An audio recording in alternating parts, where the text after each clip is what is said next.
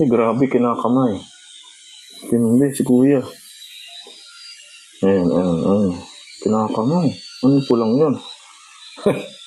Bumubulwak. Ang galing. Tali, eksperto.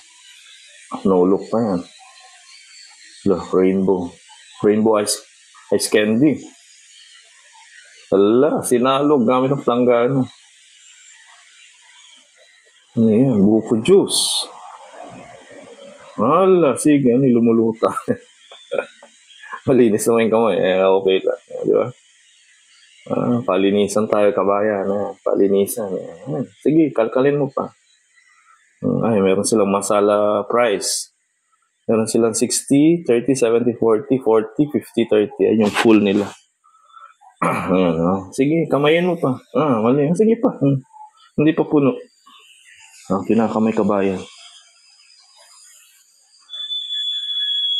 Ang linis nila. Ayan, sige. Kamayan portion na to. Ayan. Kakaiba yung dilaw na yan.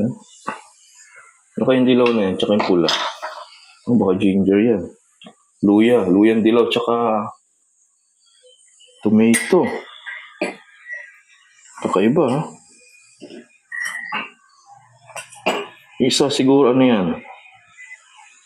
Tomato. Tomatong red na red. Chia seed. Di ba? Chia seed. Di ba? Bilis, Ang bilis nila. Ayan, sige, Ala, sausaw mo yan. Parang sausawan lang, ano? Ang galing. Sinasawsaw. Chia seed nga yun. Chia seed. Healthy yan. Healthy para sa stomach. Nagbalnaw pa ng kamay. Yan. Sige, balnawan mo pa. Yan para malinis.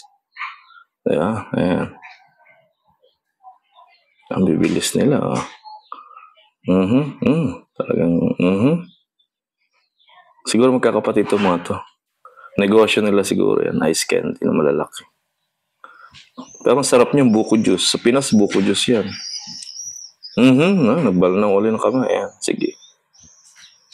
Ayan. Galing magtali nila, kakaiba. Expert na sa pagtatali. Ayan. Luyang dilaw. Tapos tomato. Masarap kaya yan pag... Para naglalaro lang si kuya ng nag-ano ng tubig. Sinasawsaw.